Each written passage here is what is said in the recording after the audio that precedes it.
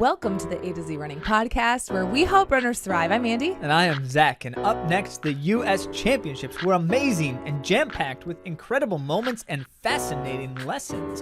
And we've got that and more coming right up.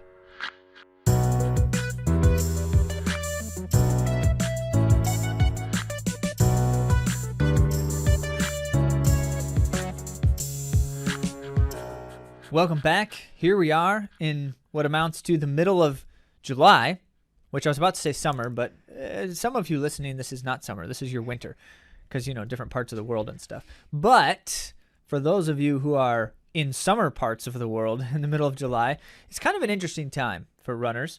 We tend to find that this is a time when people are doing things that are not their normal stuff, like just having some fun, doing some abstract and obscure races, or not necessarily training in the normal regimen for whatever reason, because there's a lot of different reasons. But all of that seems to produce in runners a capacity for very interesting, uncommon questions. Okay. And you know that we like your questions, so ask them by going to AtoZrunning.com/question. Any question at all that's on your mind, and we'll share some thoughts. End of month Q&A episode, as you well know. And on that note, there have been especially some interesting things going on in the track and field world lately. And so we're going to devote a little bit more attention to that here. But what we've also done, as we get into that here in just a minute for you, is we've looked at basically we could just tell you all of the results of things and what happened in races, but we also found the conversations in the post-race interviews and some of the articles published after the fact by the coaches of the athletes, and there were just some fascinating things going on. We thought, there's some lessons to be learned here, and it would be really exciting to share some of those with you. So let's do that. Let's get on to our main topic.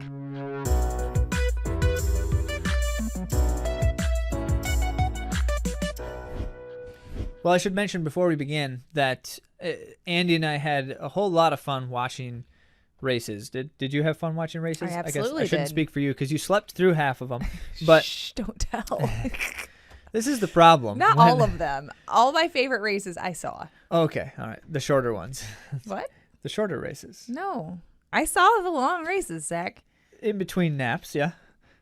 I did wake up for them.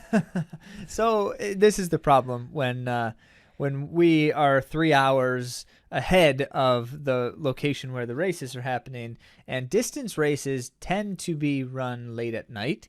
The later the better, because it usually means it's cooler and the wind is stiller. And so, as such, we'd be finding ourselves well past our bedtime trying to keep our eyes open to watch track and field. We enjoyed it thoroughly, but it was some late nights for us.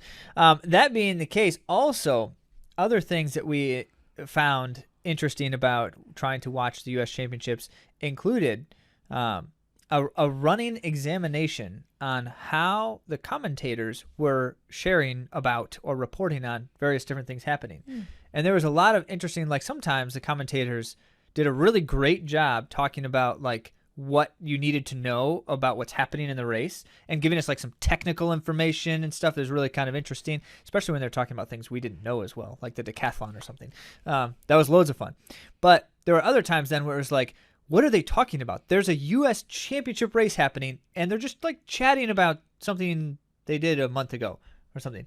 And it was perplexing to me. But that being the case, it was a lot of fun. It was really fun. Yeah. It. And as far as keeping our eyes open, these races helped me do that because they were exciting. Okay. Yeah. Yeah. All right. I thought it was me punching you in the ribs that helped you keep your eyes open. Did not do that. Hey, another race. Hey, another race.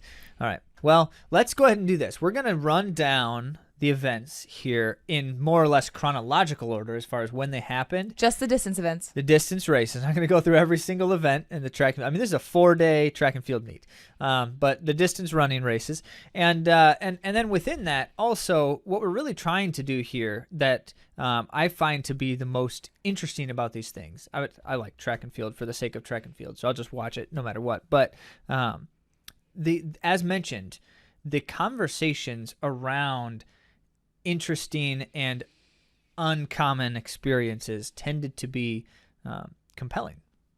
And sure. lessons abounded. So we're going to share some of those with you and some of our takeaways and some of our, in a more universal sense, runners in general, takeaways from these things. Mm-hmm.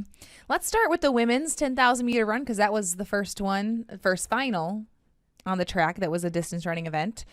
So yeah, let's talk it through, because this was a very interesting race, and it's not uncommon for it to be slow at championship races. Awful. It was awful watching this race in the beginning.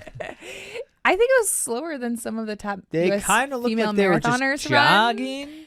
Wasn't it like around 6 minutes? Oh, yeah. It was very, very slow. Well, way it's slower not, than the marathoners. It's all perspective, right? Like, that's really fast for like me. But it's not for these ladies. And world-class 10,000 exactly, meter runners. because that's slower than our marathoners run in the marathon. So that's, yeah. Anyway, It goes out at that pace. So, of course, it's going to be tactical, and everyone has their idea of how the race should unfold.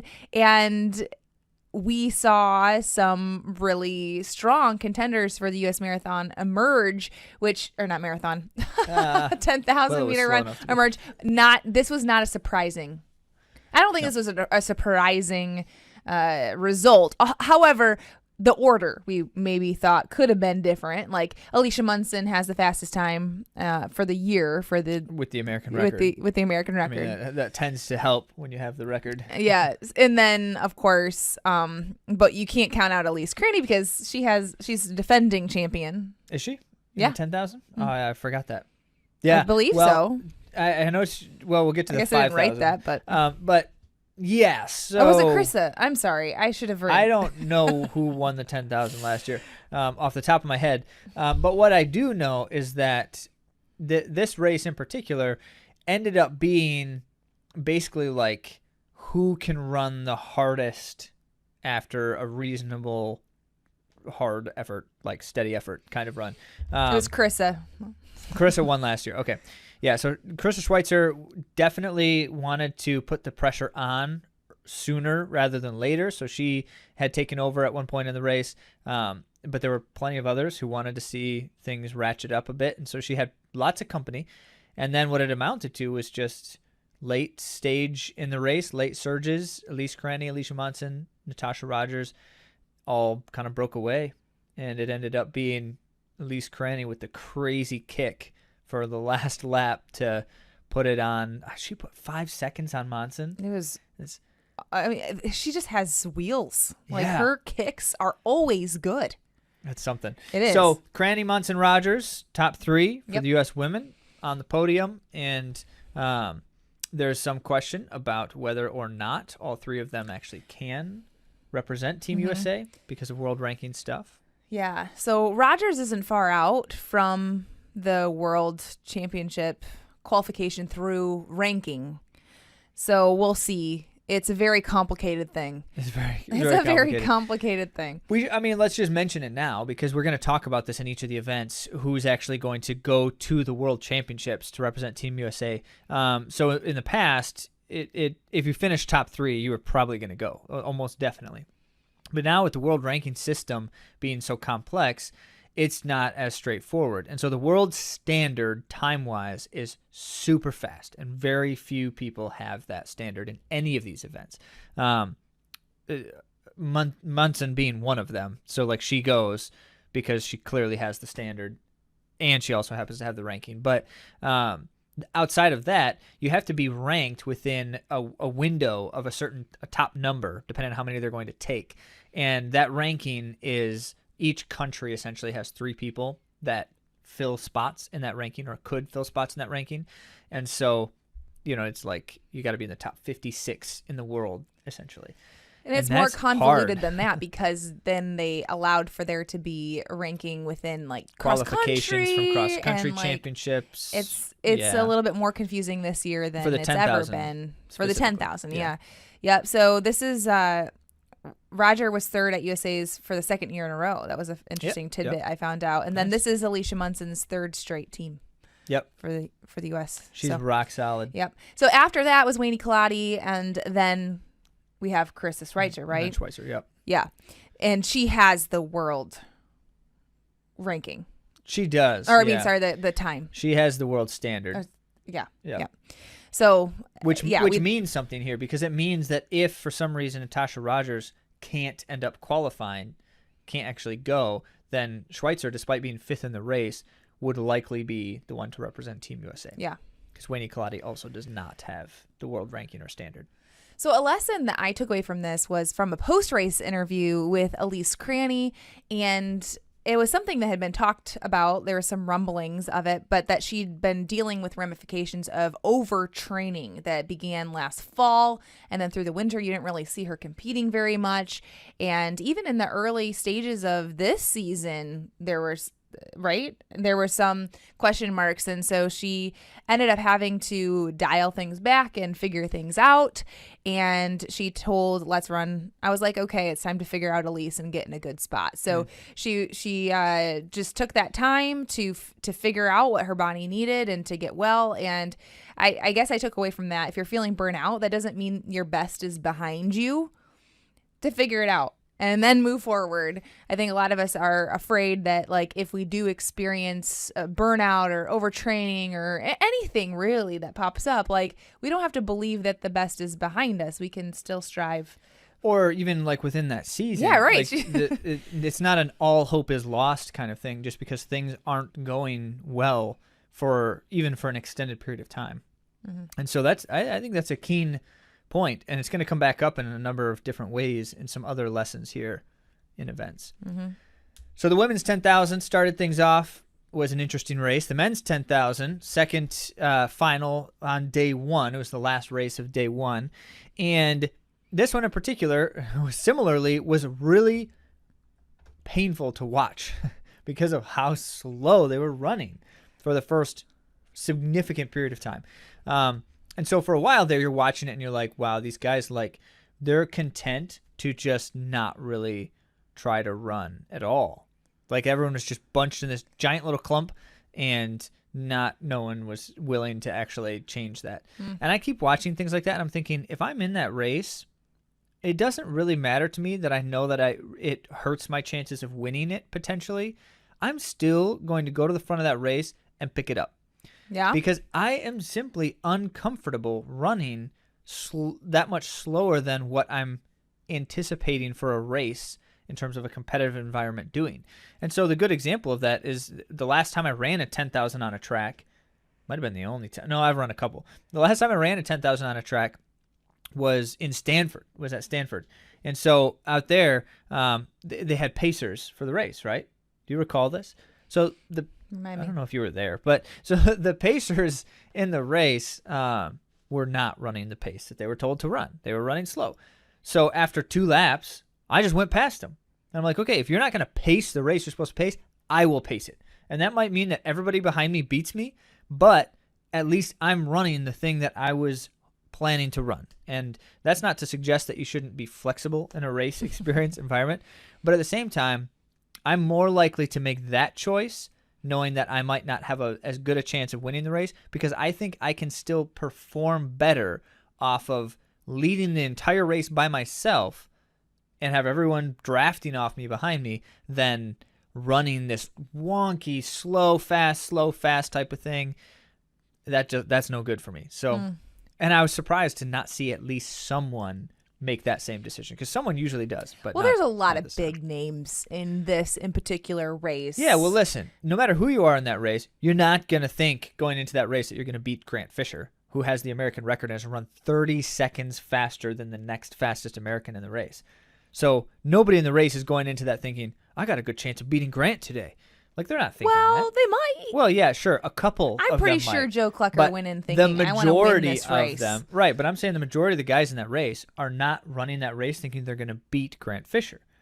That's not the plan in that moment. They're going to do as well as they can. They're going to perform as well as they can, compete as well as they can.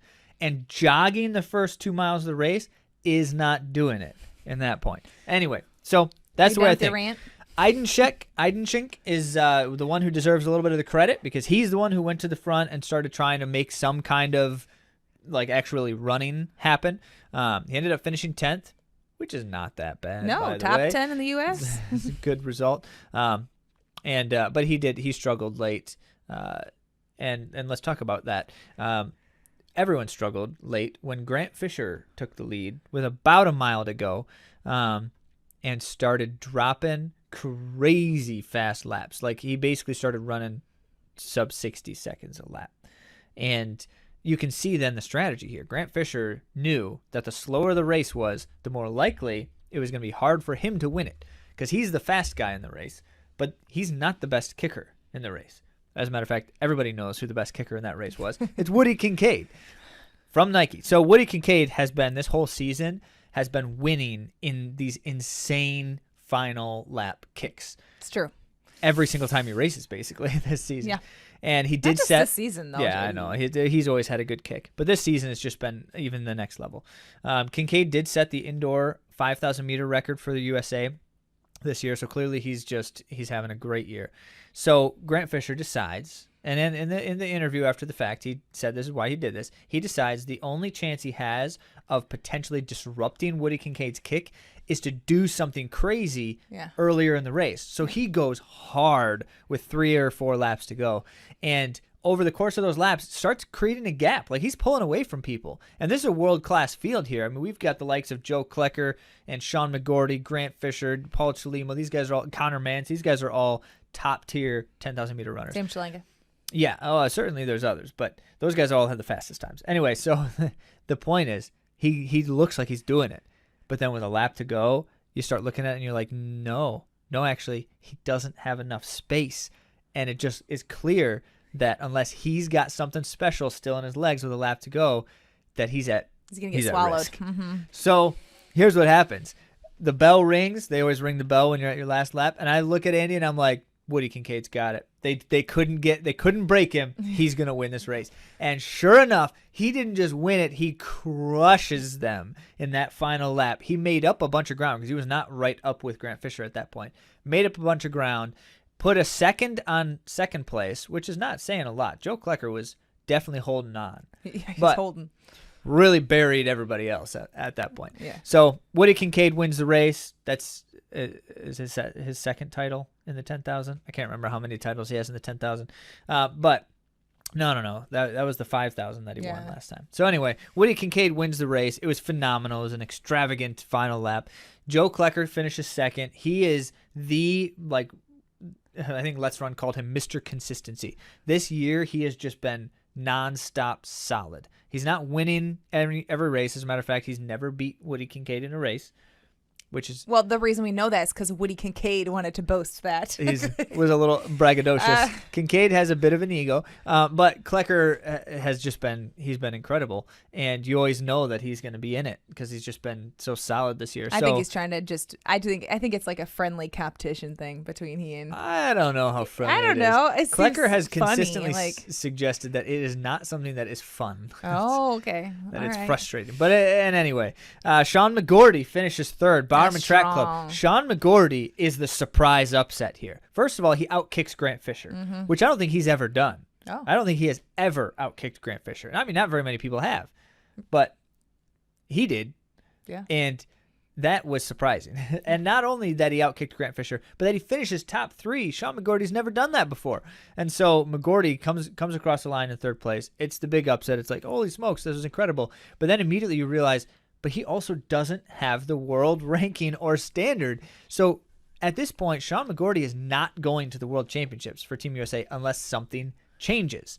And one of two things has to happen. He has to either run a 10,000 in 27:10 or faster, or people in front of him have to not run the World Championships. They have to scratch out of the race. Grant Fisher's one of them, by the way, who's in front of him in the ranking. And Grant Fisher does not look like he's going to be running World Championships right now.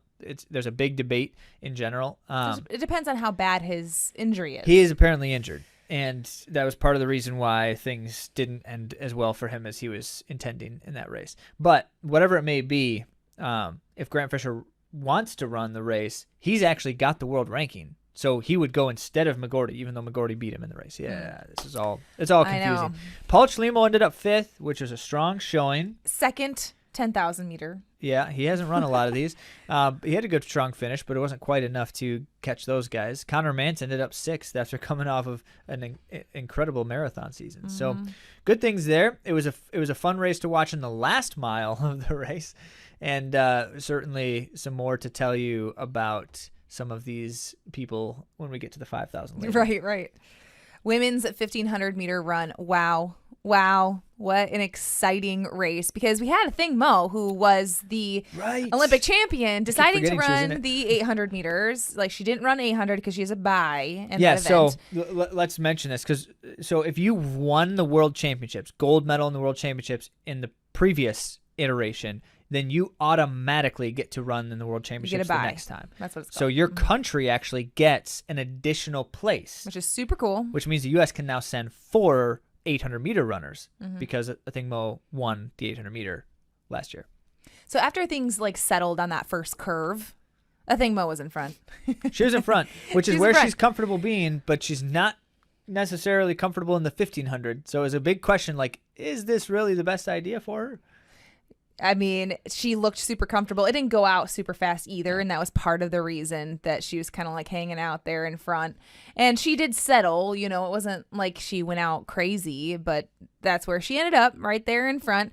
Nikki Hiltz was in the middle of the pack, and Nikki ended up moving to 3rd around halfway. There were 7 in contention, at the bell. So it was tight. It was very, very tight. Not just at the bell. It was tight the whole way. It was tight the whole way, but that many at the bell, that's a lot, right? And then Athing Mu and Corey McGee were still like leading within that lap. It was a 4-way battle in the last 50 meters. It came down to the very end of this run, and Nikki Hiltz passed on the outside in that last 50. She passed both Athing Mu and Corey McGee in that final sprint. And Sinclair Johnson, who was right there. Sinclair Johnson was right there. It was a It was a photo finish for 3rd place placement between Corey McGee and Sinclair Johnson. Sinclair Johnson actually fell across the finish line. She fell. She propelled herself. It was. Yeah. I mean that's beautiful. Like, she just gave it everything, but she did. She didn't get it, but she was so close there. She ended up 4th. Threw herself over that line, and I guess my lesson is that Nikki Hiltz ran so patiently because she was middle towards back of the pack, and she did end up moving into like a strikeable spot there in the last lap, but she still wasn't up in the front. She was not in front until she won the race, essentially.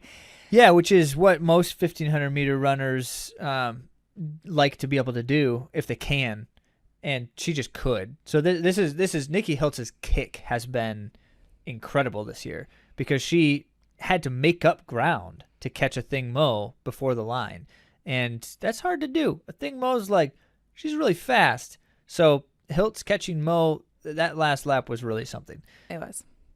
That was incredible. It was a very impressive race. So now on to... Well, let's just mention one other thing. Athing Mu has announced that she's not going to run the 1,500 in the World Championships, which is not surprising, especially because in her post-race interview, the guy's like, hey, what about running the 1,500 and 800 in World Championships? And she gave him this look like, are you serious, dude? It's like, okay, she's not going to do it. So she has announced she's not running the 1,500, which means Sinclair Johnson, though finishing in 4th, is she has the world standard. She is ranked in the world, and so she's actually going to go, which is exciting for her. Mm-hmm. The effort was worth it.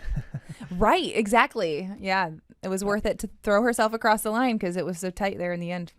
So the men's 1,500 meter was very, very fun to watch. It was one of my favorite races to watch of the meet, and partly because it was a big question mark of like, who's going to actually have it. As it goes, right now in the United States, the 1,500 is very strong. It's one of the best that it's been as far as like competitive against the world level right now. So we've got the likes of Yard Nagus in the race, who has just been having the year of years right now in his first year with On Athletics Club, running under Ritz. But we've also got Cole Hocker, who's done incredible things, minus a period of time where he was injured. In that race is the legend Matthew Centrowitz. No one really thought that he was gonna like have some kind of incredible moment here.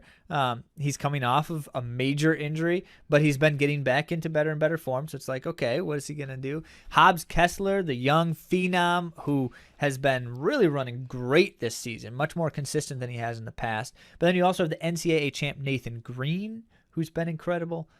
What? I was going to say something. Yeah. Coming into this race, wasn't Hobbs Kessler one of the fastest? Yeah. Besides Yard? I think he's the second fastest seed time for the race for this season. Yep. Yeah, so that being the case, when the race started, it was like, what's going to happen? And what you don't want to see in these moments is what always happens in the 1500, which is everyone jogs until the last lap because every miler thinks they've got the best kick. And I'm so sick of watching championship level 1500s or miles that are jog for 3 laps and kick for a lap. I hate it. So, thank you, Yard Nagoose, for not making it that kind of race. So Nagoose goes to the front, but he doesn't go to the front like I'm going to just run as hard as I possibly can. It was like a smart, measured effort. Remember, Nagoose has the North American record from this season in the 1500. Remember, we talked about that whole strangeness of the U.S. record, North American record. As it goes, Nagoose has run 3:29 this year. No other American has done that since Bernard Lagat. And it way faster than anyone else this season. So he could have, and actually Ritz talked about this after the race, where apparently Nagoose kind of wanted to just go out and go hard and just see if he could just outrun everyone, because it's possible that he could have. Most likely he actually would have if he would have tried to do that. But in the event that doesn't work out for him, that's a risky race strategy. So Yard Nagoose goes to the front, but he doesn't just go like bust it. He goes in a strong, measured effort. So what that makes it is it's a fast race, but it's not like an impossible reach. So everyone's still in it. All these legendary runners are still in it. Every miler who thinks they've got the best kick, but it's quick also, which makes for even more interesting things, because then you've got the collegians here, like the Washington guys, Joe Wascom and Nathan Green, who have not run fast races. They've only run these slow kickers races pretty much this whole season. But they were looking good still, and with a lap to go, everybody who you think has a chance is in it. I will say Hobbs Kessler was farther back than I would have liked to see him in that moment, and it made me nervous, and nervous for good reason. He did end up 6th because he had too much space to make up, and he was kind of trapped a little bit for a while. But what happens is, and the comment from Nagoose afterward was really cool too. So Nagoose is leading with 400 to go. He's starting to ramp it up. Everyone's starting to ramp it up, but he's not losing ground, or they're not gaining ground on him. He's staying in the lead. And with 250 to go, Joe Wascom from Washington comes blazing by Nagoose, like just immediately turned it on. He was right there. He was right next to him, but he like clicked into this next gear, and it was like, holy smokes, where it was like afterburners. And Nagoose says in the interview afterward, he's like, yeah, he went by me, and I was like, that's all right. I've got more gears to spend. And I'm like, oh, that's so cool. I wish I would have like known that when the race was happening. But Nagoose just looked it. Wascom goes by him, and it looks like the kind of move that just breaks people. But Nagoose just had this look of like, okay, I'm in it. And he just went right with him. And then with 100 to go, or just about 100 to go, Nagoose goes back around Wascom and just punishes him. Just turns on this gear. And Wascom stays with him, but just cannot get back past Nagoose. But a lot of people are like, who's Wascom? You know, who's Joe Wascom? Because he's young. He's a young guy. Yeah, he's a junior at Washington Collegian. He won the NCAA championships 2 years ago. Okay. And was 2nd or 3rd this year. So if you don't follow college running, then you wouldn't know who he was. But if you he's also got the craziest hair. It's like almost Sonic the Hedgehog-esque kind of hair. Like flies. It's kind of cool. Anyway, flies through the wind. Flies. Well, so Yard Nagoose wins his first U.S. title. Kind of like he meets expectation. You know, there's great expectations on Nagoose here in this championship, and he just rose to the occasion. Looked like he was just totally in control, savvy, good stuff. Apparently afterward, Dathan said about that last little bit when Joe Wascom went past him, he was like, yeah, Nagoose had me a little worried there. A little worried, but no problem. He's got it. 3rd was Cole Hawker. Cole Hawker, who's always been a great kicker. You know, like every miler who thinks they're a great kicker. But Cole Hawker's had some injury issues, some pretty tough stuff, including Achilles. I think it was. And so for Cole Hocker, it was not a sure thing here, but he's got it when he needs it right now, and that's a good place to be. He's certainly been improving as the season's been going on. So Cole Hocker finishes third, gets his spot on the team. Well, actually, if I'm not mistaken, he doesn't guarantee have a spot because he doesn't have the standard. So he needs to run a little bit more here this summer to get the standard, which is true, by the way, for Joe Wascom as well. That was a personal best for Joe Wascom, 335, and the standard is 334 and change. I guess they have to the end of the month. Is that right? End of July. So there's other races. These guys will probably go to Europe. They're close in terms of their time. Cole Hocker can do it. He can run that time. There's no concern as long as he's healthy. Joe Wascom's got to run more PRs to get there, though. So I don't know. He's on a streak, so. He's also been racing well, and that's what counts for world ranking if you compete well relative to other guys. And so I think with the bonus points, he might actually be close enough that he can get in on ranking. He's also had a long season. Very long season. And world championships are the end of August. So long season. That makes it hard to have to keep competing to get a PR because it would be nice to be able to take like not off, but maybe some downtime. Well, just less aggressive racing. Recovery time of just like more easy running and gear back up. But he has to keep going. So just a quick note that the legend Centro did end up 10th in the race. And he said afterward I was disappointed in that he wanted to be more of a contender in this. He has been saying all along that 2023 is just a stepping stone. Yeah. He's trying to get back to full form right now, and then 2024 for the Olympics is his big focus. Yeah. So for people like me, that I was not necessarily like bummed for him to see that result. The fact that he made the final, finished top 10, that's not bad. No. But he was like, no, I wanted better. Well, okay. For the Olympic gold medalist, I guess that makes sense. Yeah. Now, I do have I mentioned Ritz's conversation about Nagoose, so I wanted to mention this is my lesson, my takeaway here for this one in particular, because the question that they asked Ritz was, hey, now that the 1500 tends to be more of a fast event, not a sit and kick event at the World Championship level, especially because that's what Jakob Ingebrigtsen likes to do, and Timothy Chariot from Kenya. And so with all of these stars running fast from the front, do you need to adjust training for Nagoose or for your guys in general? Because Nagoose is one of a few of Dathan's guys who will likely be contending that 1500. So they ask him that, and Dathan says, and this is I've got a ton of respect for Dathan for many reasons, but his response here just reaffirms that like. Well, anyway, let me tell you what he says. So the answer essentially is he's like, yeah, there's all these flashy ideas out there. And he mentions the double threshold thing. And he says it in a way where it's like, what is it that these people are all doing? Double something. But it's clearly like he's kind of like, he's being Dathan. Anyway, so he's like, there's all this flashy stuff out there. But we don't do flashy stuff. We do stuff that helps runners develop and that works for them. And he's like, well, if they stop improving, maybe we'll consider that. Right. But so there's room. As his point is, they're developing right now. We're not going to just go to the extreme and do whatever the most extreme thing is here to get them ready. We're going to do what they need right now. And his point was, yes, there may be a time and a place for some of those flashy things. Like, as Andy mentioned, if they stop improving and we need to try something different, which just shows you the agility and adaptability of the coach to say, the runner's not improving, I can do something different as the coach. But more still, that chasing the next newest, brightest, shiniest thing, that's not the path to success here. The path to success is taking the runner where they are and moving them to the next step. Mm-hmm. That was good. Yeah, that was really good. Very insightful, Dathan. Thank you for your wisdom. Women's 3,000 meter steeplechase. This was a thriller.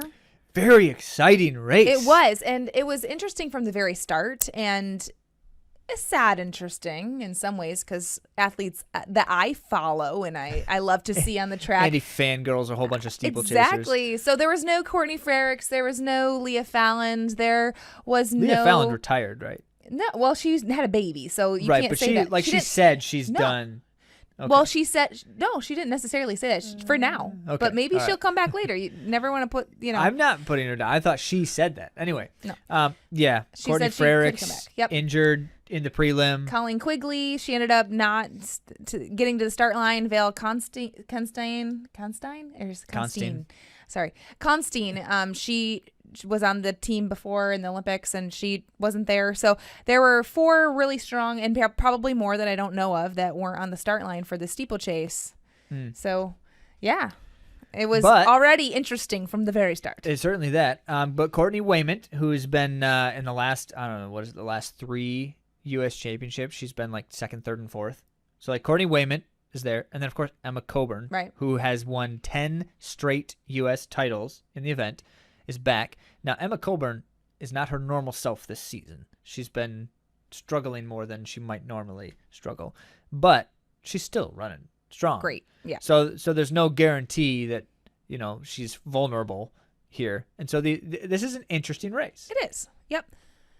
So this is an interesting thing. I didn't write down like the play-by-play of the entire event. Okay. But Wayment kept the race fast at the early stages. She wanted an honest race, and she was.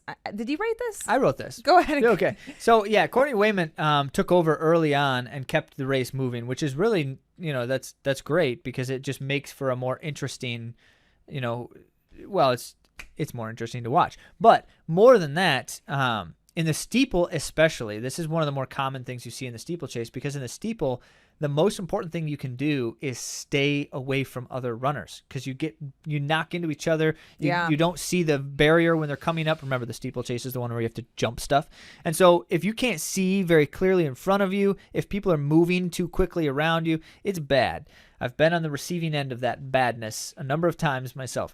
And so Courtney Wayment makes the decision, which many have done successfully over the years in the steeple, just go to the front and control the race. She didn't go so fast that it was like outside of her capacity, but she definitely kept it moving.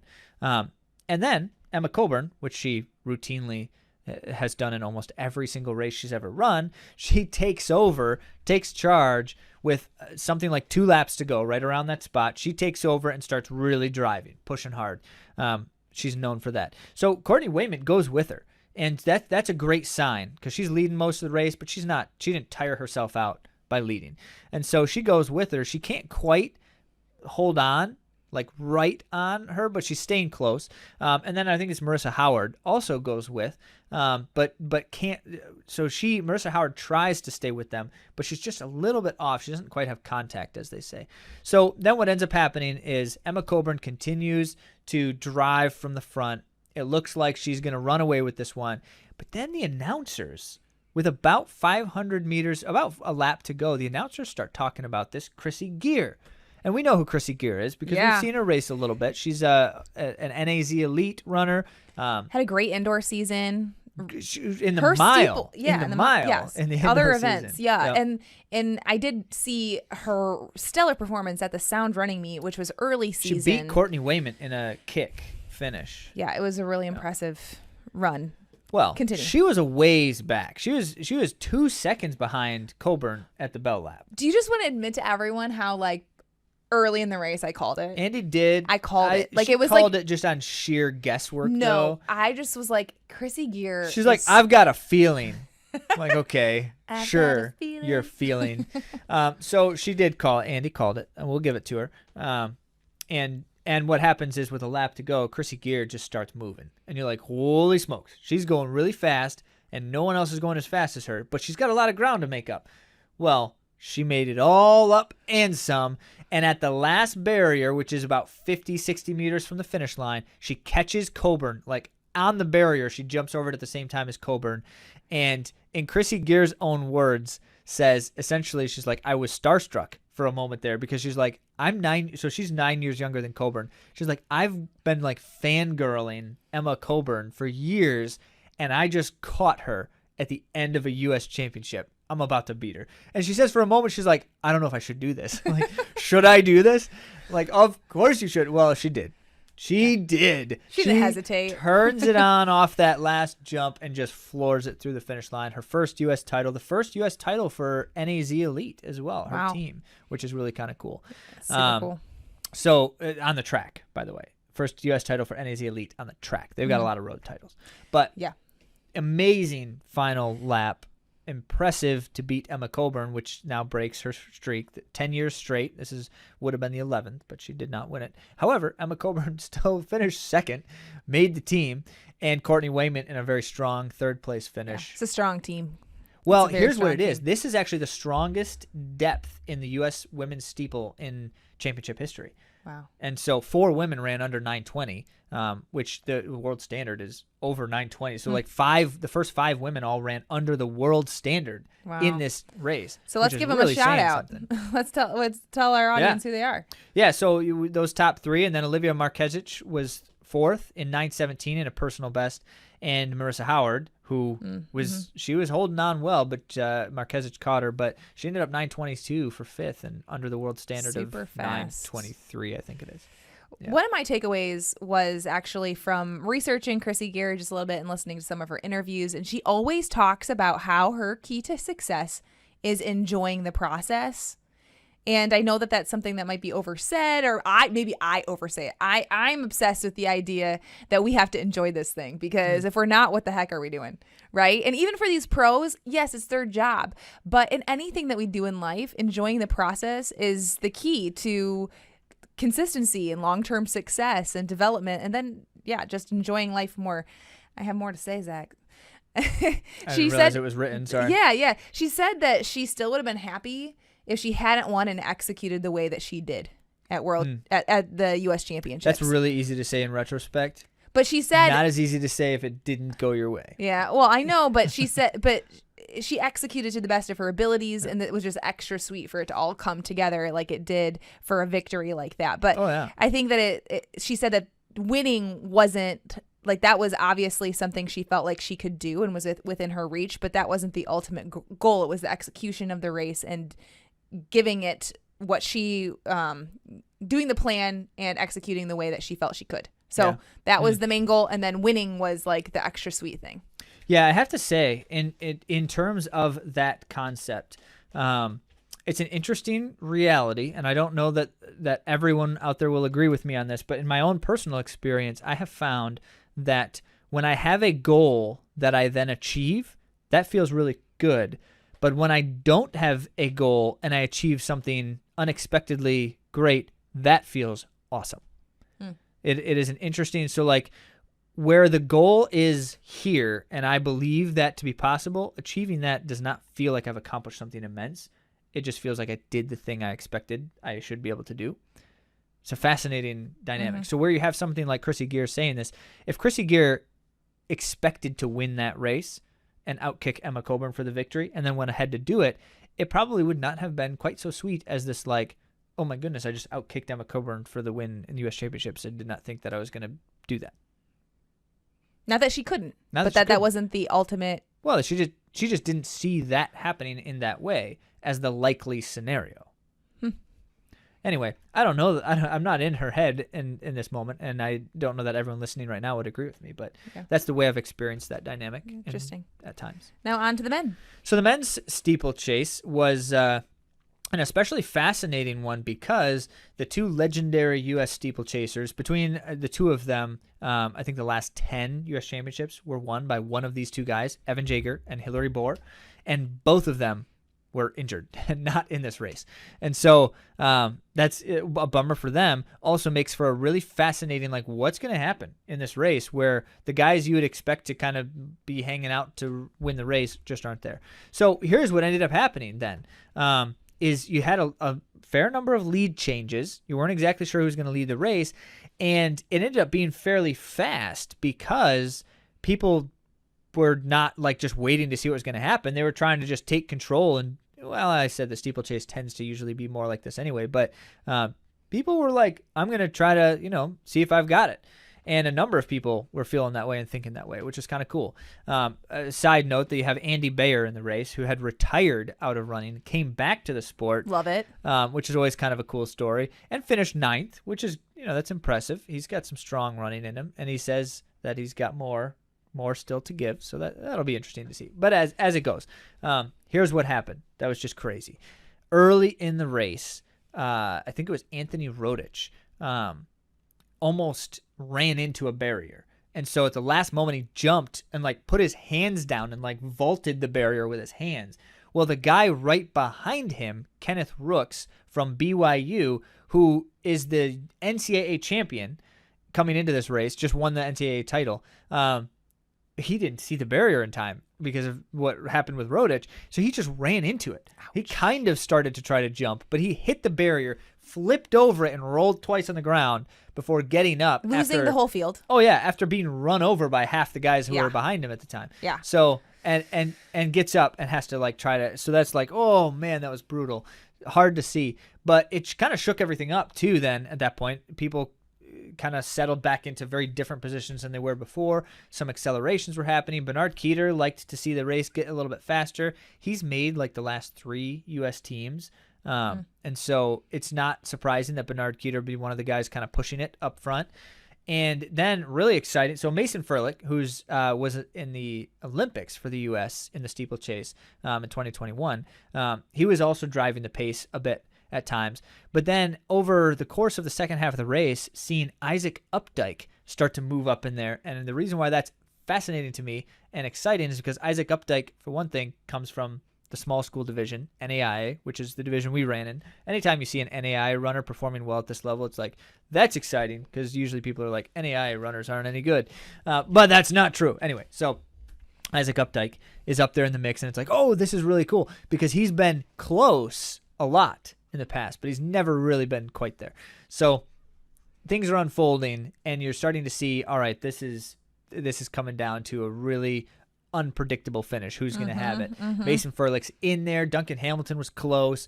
Isaac Updike, Bernard Keeter are all kind of around. But what ends up happening as the final lap is going, you start to realize that some of these guys are pulling away, Keeter and Updike and Furlick specifically, but someone else is showing up. And I'm sitting here thinking, who is that? And then I realized that's the guy who fell. Yep. It was Rooks, and he's coming on late in the race with like a lap to go, and he's catching these guys, and they were like pulling ahead of everyone else. And the whole time I'm thinking, where did he come from? Like, where? Because he was way behind. I just wrote him off. Thought, oh, bummer. And apparently his coach thought the same thing, by the way. Ed Eyestone, the coach of BYU, was like, oh, well, there's always next year. But Rooks was like, not done. I am not done with this. Comes up with 200 meters to go, catches these guys, and then where it looks like, okay, now they're going to like turn it up because, you know, they've been just chilling. He's been basically running hard for like 700, 800 meters just to catch them. Nope. He still has another gear, turns over and blasts these guys to win the race in a PR, personal best, 8:16, which is only a second and a half off the world standard, by the way. Very close to the world standard. Runs a personal best after falling, which Amazing. Every time that happens, you're always like, how fast could he have run if he didn't fall? I don't know. I think the fall kind of like energized him a bit. His post-race interview is so good, where he's basically like, yeah, I fell, and I was just like, yeah, well, I came here to do as well as I can, and I'm still going to do as well as I can. So he got up, and he just kept running. And he didn't do anything crazy. He wasn't impulsive, like sprint to catch everyone up. He just kept running like it was still the race, and he just happened to slowly be gaining on the field. And then once he caught the field, slowly passing one after another till with a lap to go, he realizes that as he turns over another gear, he's actually going to catch these guys. What I loved from his post-race interview was saying, I actually imagine the event that I would fall. I imagine that race, because you imagine, as Alicia Munson says, imagine all the scenarios and overcoming all of them. And so, as Zach said, his mindset when he imagines this scenario pre-race is that he falls down and he gets back up and he starts picking guys off one by one. And he did exactly that.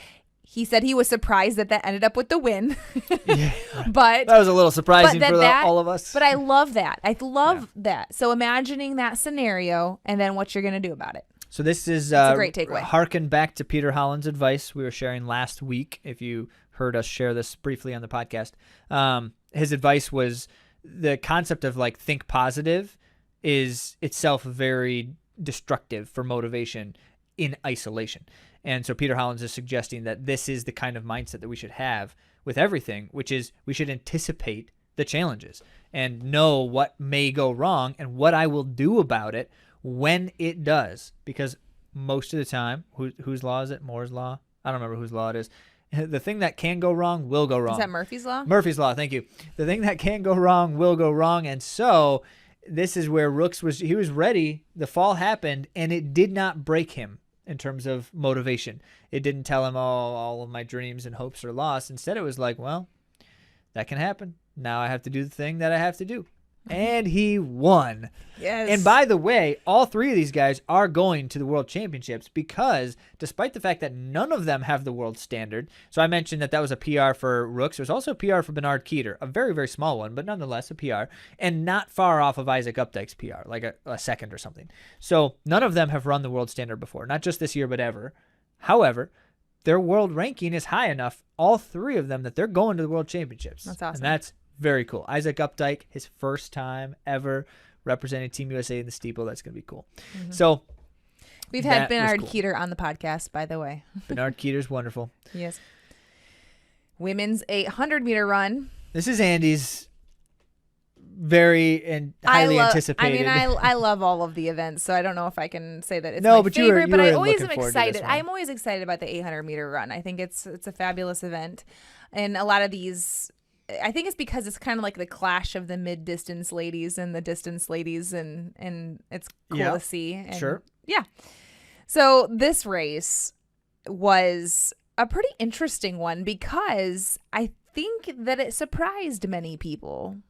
Don't you think? Well, it certainly surprised the race announcers who couldn't seem to pivot when the person that they thought was going to win the race was not winning the race. They just kept talking about her. They couldn't figure out how to talk about anything else. Which I feel like is difficult because I don't feel like it's super great for the woman who, like, it's not good for like anyone highlighting, at that point. It's highlighting a How bad bad day. is Let's she like not doing? like don't highlight a bad day. Let's look at who's having the best day of their life, maybe their most victorious moments, you know. So sure. It's one of those things. They didn't pivot from it. But so race favorite Ajay Wilson, who has basically won everything all the time for the last 10 years.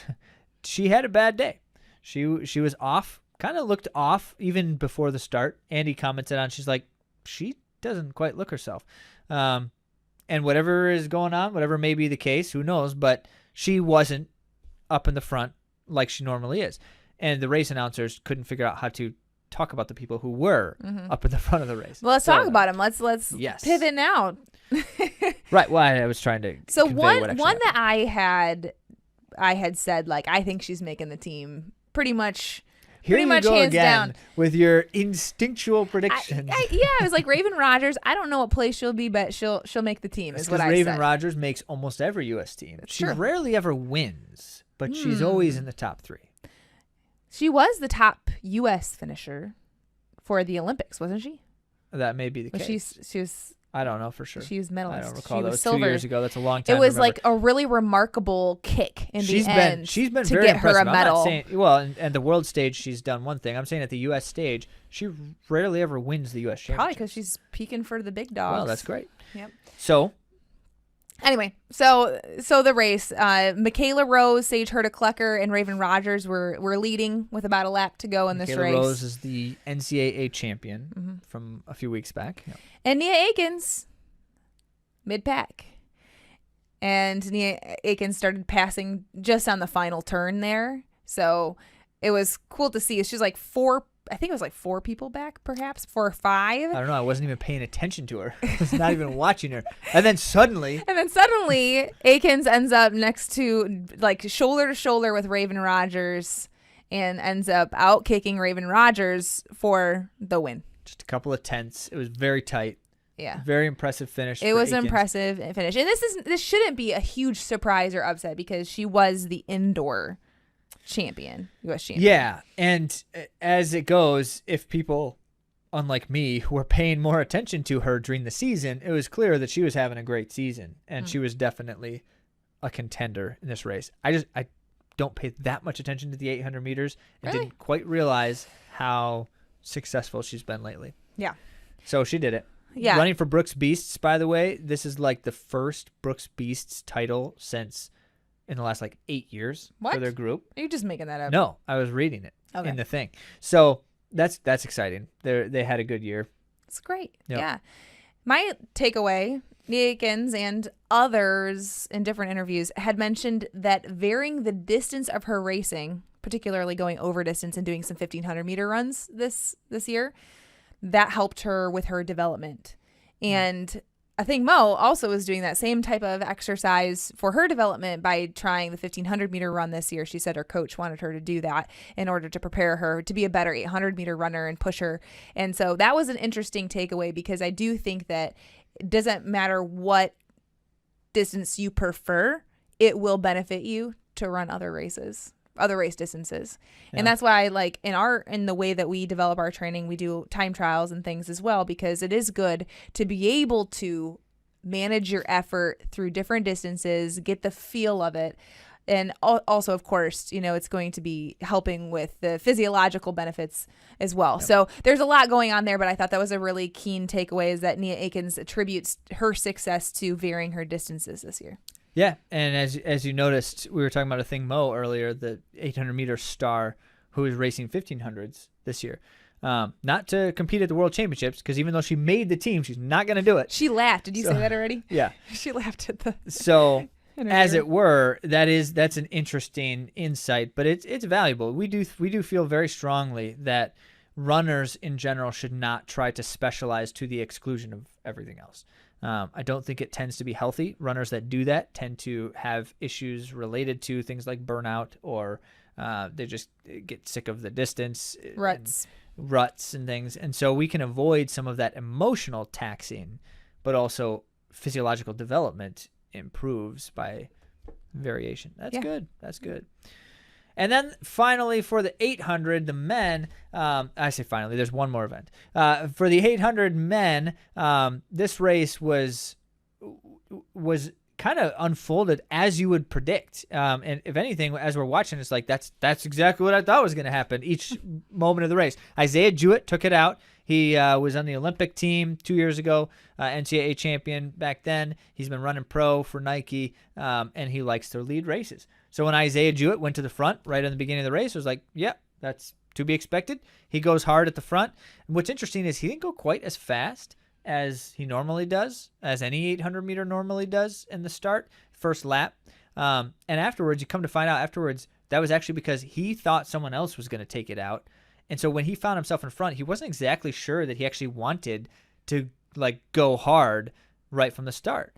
And so what ended up happening was he still was leading and fairly quick, but not quite as fast as normal. And he kind of regrets that. He says, maybe knowing now, maybe he would have gone harder when he found out he was in the lead.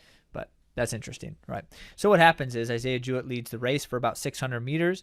And then with about 100 to go, everybody passes him. Not everybody, but 3 guys pass him. And it's tough to see it happen, but these guys were just coming on strong. Bryce Hoppel, who has won the last 4 straight U.S. titles, if you include indoors, in the 800. So he's clearly got it dialed in right now. And he came through strongest of the finishers and won the race. Isaiah Harris, who has had some great moments, top 3 a couple of times in the 800, also has been struggling a bit in the last couple of years, ended up pulling it out in a second-place finish. And Clayton Murphy, who's the 2016 Olympic medalist in the event, is looking back to some good form again and finished 3rd. And then the final note here about those 3 in particular is throughout the first lap of the race, these dudes, well, the whole race actually, they were pushing and shoving. It was really...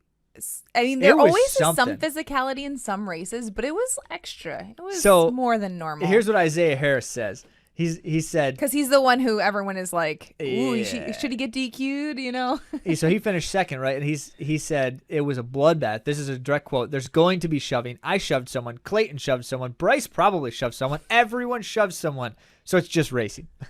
That's what he said about it. His defense for himself.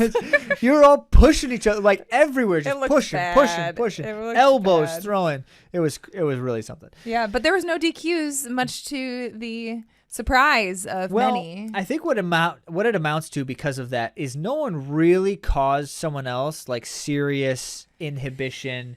They weren't cutting each other off. Well, They were extending arms. No, yeah. I think this is what it was. And I think that the announcers are actually right about this one. Bryce Hoppel was the one in both instances that would have had the disadvantage, but he won. So they didn't. He was the most disadvantaged by all the pushing, and yet won the race. These other guys because it didn't actually change the race result. Yeah, that may be, but it's hard to know. So that now you're making kind of like predict what would have happened. That's what that's what the race announcer said, and I seem to agree with that. It sounds like the guys in general felt like they were glad no one got DQ'd. I haven't heard yet anyone saying like these guys should have been DQ'd.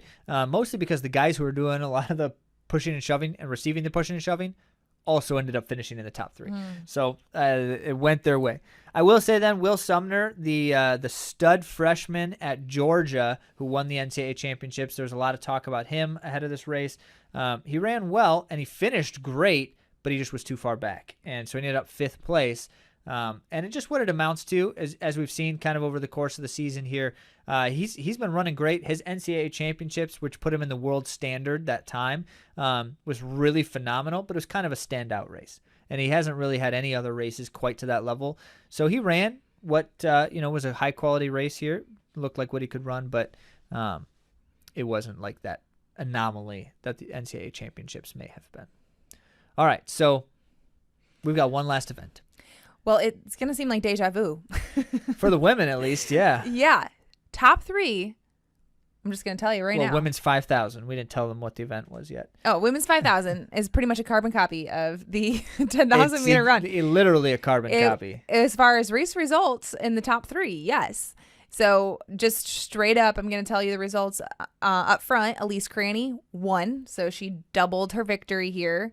And then second, again, was Alicia Munson, and then third, Natasha Rogers. This time, all of them actually ran the standard, I believe. Yeah, in fact, which is important because both Cranny and Rogers, actually, I think Rogers had it. I can't remember, but Cranny, who won the race, didn't have the world standard before this, but they ran under the world standard, the 3 of them.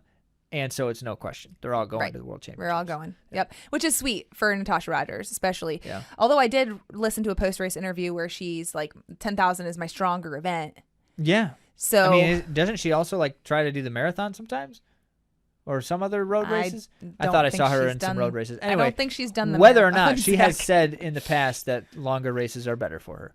Yeah, well, she's cross country. She's a rock star. So, but yeah, the 5,000 was a similar result in the end stages there, and it was like a different race. It seemed that Alicia Munson reacted to what happened in the 10,000, where getting outkicked by Cranny like that. Yeah. She wanted to make it more of an honest race, a faster race, so that she would have a better chance in the end and not have the kickers coming at her, even though she's got a strong one too, but at least Cranny's hard to beat in a kick. Yeah. So she did take it out, and she was pretty much the pacemaker for all of these ladies. She they helped them get the world standard, by the way. Right. That was all Munson. All Munson's helped credit. Them get the standard. Go Team USA. So that's actually helpful. A minute into the race, she took over and then ran in the lead for the whole race, with the exclusion of when Cranny passed her in the last lap. So Munson basically just paced the race. But it worked because everyone broke off except for Rogers and Cranny. Those were the only 2 who actually stayed with her. And it was about 10 minutes into the race where by that point her teammate Josette Andrews, on Athletics Club teammate, had stayed with her for most of it, but at about 10 minutes or so, she was starting to fade, and she was kind of the last one who had still been hanging on. No. So she ran really strong, too. She's had a really amazing season, Josette Norris. I mean, Andrews. I mean, she got married, so her name changed. I know, but I keep getting it wrong. Sorry. Yeah, so that was a great race. Again, this is Cranny's 3rd straight U.S. title in the 5,000, and that's why I messed up earlier, because the 10,000 is Chris's race, and then at least Cranny won the 5,000. But yeah, that's amazing. 3 straight U.S. titles in the 5,000 meter run, and the double victory is hard to pull off. It is, so especially when she's had the year that she's had. Yeah, we'll come to that. That's the lesson for this one, right? But yes, so Cranny wins 3 straight, which is very impressive. Hard to do when you're racing against the likes of Alicia Munson, she's hard to beat, clearly, because the only one who beats her right now is Cranny. So clearly, yeah. Yeah. And I just think, Rogers too is just, she's been on this podcast and she shared a lot of her journey with us, and you should go back and listen to that episode so that you get a clue of who this woman is and how she's been able to overcome some major challenges in order to come back to this kind of level that she's at right now. Because back in 2012, she also was top 3 at the U.S. Championships and wasn't able to go because she didn't have the standard. Anyway, back then she was second. She was runner-up. So, of course, in her head at that time, she's like, okay, I'm here. I'm ready for this. I'm going for this. And then she had a lot of challenges, and then coming back now, she's just now able to dream again in that way. So it's just really cool to see her back really making two teams in one event. That's amazing. That is something. Or should I say 2 events for Team USA. Yes. Yeah. Final note from the women's 5,000. Caitlin Toohey, the NCAA standout from NC State, ended up having a fairly respectable showing. And so if you recall, she did not have the greatest NCAA championships meet. And there was a lot of hate going around about that. Like, come on, give all a girl the haters. a break. There's always all the give haters. Give her a break. Point being, she ended up finishing 7th, which is it's strong. Collegiates don't usually perform well in the pro races in the 5,000 and 10,000, respective to those professionals. Her kick was great. But that's the thing. She was gaining seriously in her kick finish. She just was too far back. I mean, as I mentioned, Alicia Munson broke everyone except for Rogers and Cranny, and so nobody was with them. But she ended up running 15:15 for 7th place finish. And I have to say that in this race, Rogers took the lead. Remember that? She's the one who made that major change, and people are like, whoa. And she actually, in that moment, she said that she surprised herself, and she's like, maybe I could win. Oh, that's right. I forgot when Maybe late I in the could do race. So Munson didn't actually hold the lead the whole time because late in the race, Rogers went around. Right. Both Cranny and Munson. She made the big change. We're all looking at that and we're like, what? I was like, oh, is it too early? Well, it definitely was too early. But she kept going. She was able to hang it. It was so amazing. That was cool, yeah. I loved watching that race. I'm glad you mentioned that. I had forgotten. Good stuff. Well, by the way, as we're wrapping it up here, you can watch a lot of these races, or at least chunks of them, depending on the recaps. Which race. Yeah, you can watch a lot of it, and we're going to link to or post the clips for some of these. And it's on NBC Sports YouTube channel. Yes, yeah, good fun stuff. So, and then the last one here, the men's 5,000, was just a great way to end the meet. It was the last distance race. It was the second to last event of the whole entire championships, and great anticipation. Yeah. And one of the things that I just have to say at the start of this is watching Abdi Nur run is so wonderful. just watching him run, so nice. It was so he funny looks when he so good while he's running. Like, you watch him run and you think, did you call it I beautiful? Did like you? That. What did you don't have to do that. It was I nice. agree. It was like watching him run. He's like a gazelle. Like he's floating. Like, so if you were to think about like what's the best possible version of a human running look like, I think that's Abdi Nur. So now has Abdi Nur taken the place of Ingebrigtsen in your No, like, they're totally status? different things. Ingebrigtsen looks terrible when he's running. But you have like a mad respect. So is Abdi Nur? I have mad respect because he wins everything. Okay. And does it in bold, courageous fashion. Anyway, so Abdi Nur just looks great, right? He does. The point being here, this race, this was an interesting one because like all the guys who ran in the 10,000 were coming back to the 5,000. Yeah. Except Cooper Tier, who ran the 1,500, is coming up to the 5,000. So like nobody's fresh. All the people that you think are like, these are the guys who are going to have it, they all have raced something except for Abdi Nur, who's fresh. And he's one of only 4 guys who have run the world standard as well in the 5,000. So he's also one of the fastest in the field. And you're like, oh man, all these guys are coming off races, but Abdi Nur, he is poised for something special coming into this race. You just know it. You know it. But yes. Nobody else really seemed to know it. Well, the announcers didn't. But the announcers didn't know anything. So that's not true. It was actually, I thought, great coverage. It was great. runners. All right, so gotta hate on NBC at least a little bit. No, they had great announcers.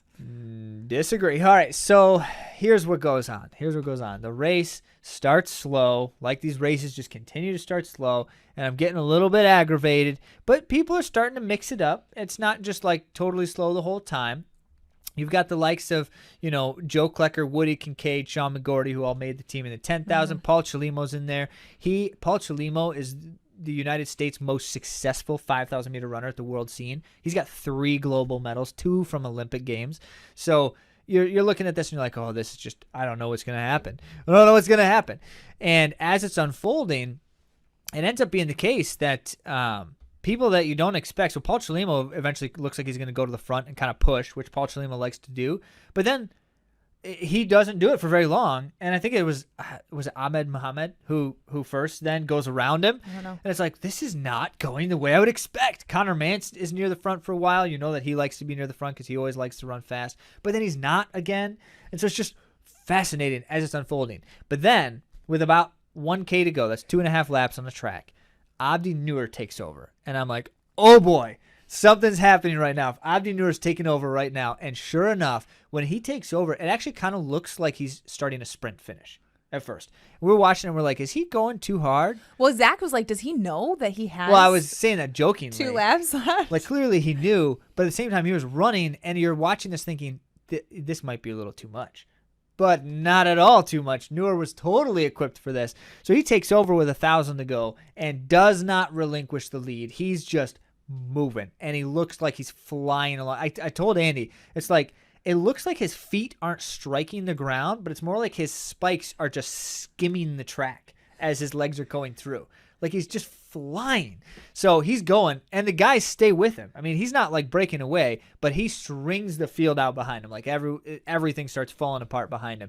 But Paul Chelimo's got it. Sean McGorty's in it. Joe Klecker's there. Cooper Tier looks like he's hanging on a bit, and many others. So how it happens is with a lap to go, Noor just turns it up again. And at this point, Woody Kincaid's out of the picture, which is, if Woody Kincaid's in the picture with a lap to go, you always wonder, is his kick going to demolish everyone? But he's out of the picture, and it's like, no, there's no way he can't get it. Not from that vantage point.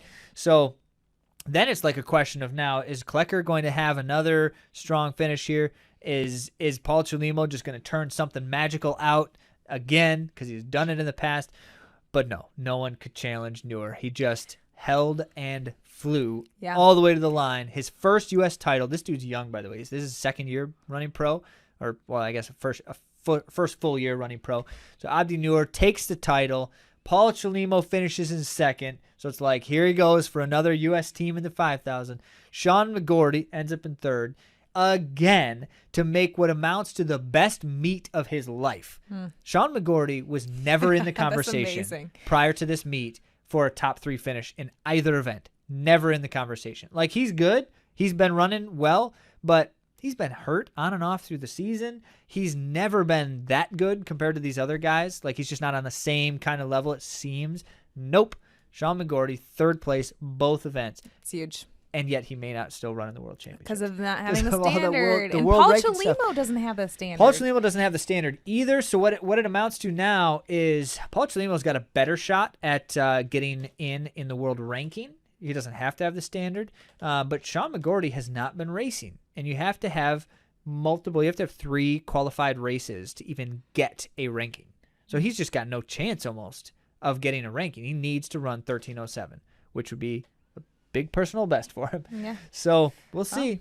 We'll see. But Abdi Noor's in because he's got the time. Right. Yep. And so that's cool. That is cool. So my final comment here, this is my last lesson, which is just now a Sean McGorty lesson. Because Sean McGorty, I just mentioned it, had a rocky season. Lots of disruptions, some small injuries, some nagging issues, some like re-injuring something that was bugging him earlier in the season.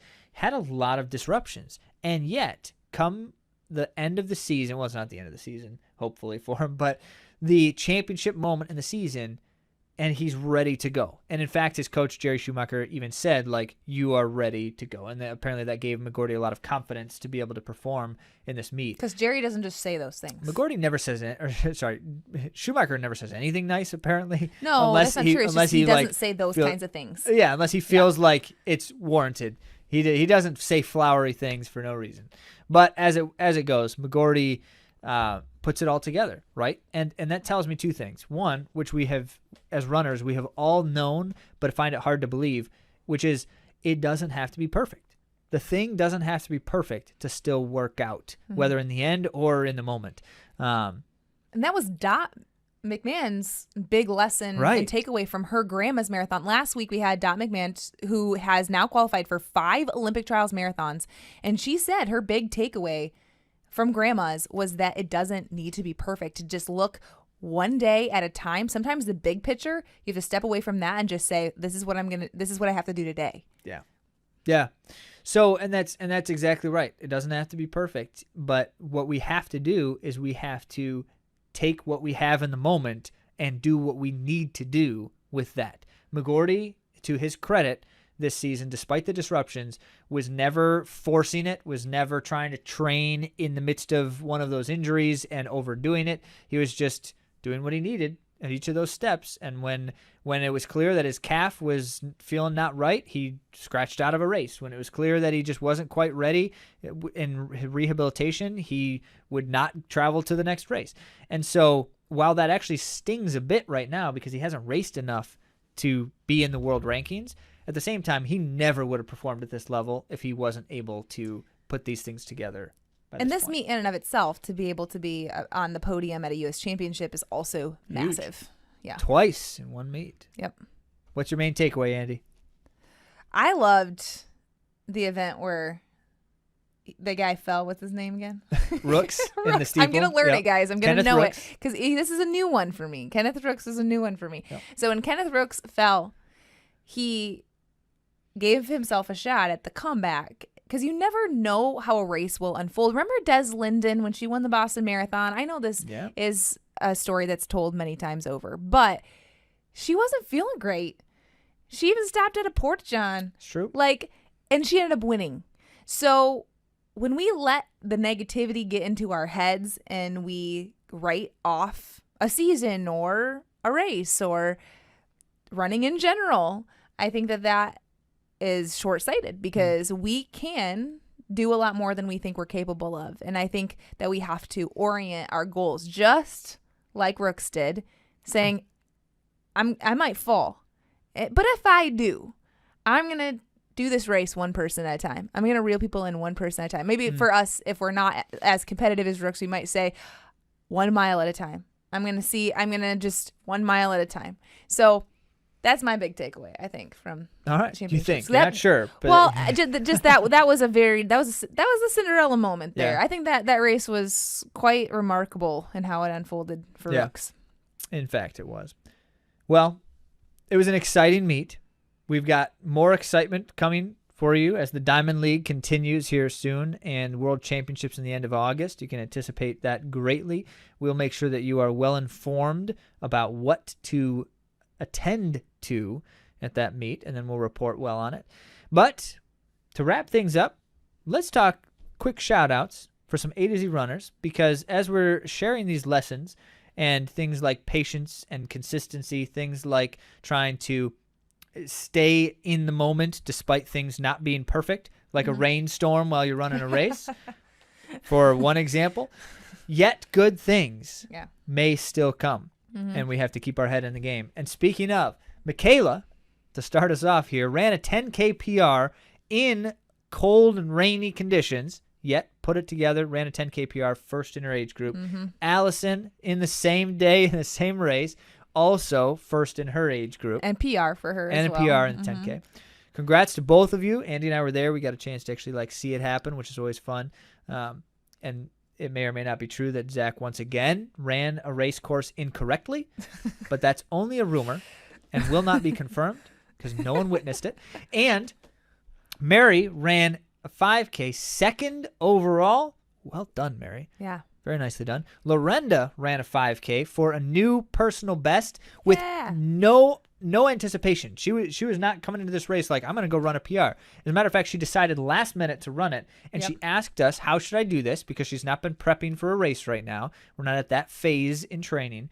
And we simply told her, just put away the watch, don't look at the watch, and just run based on how you are able to run right now. And we gave her some instruction on that. She ran a PR. She ran a PR, and it was her first time. Did she say it was her first time running without a watch?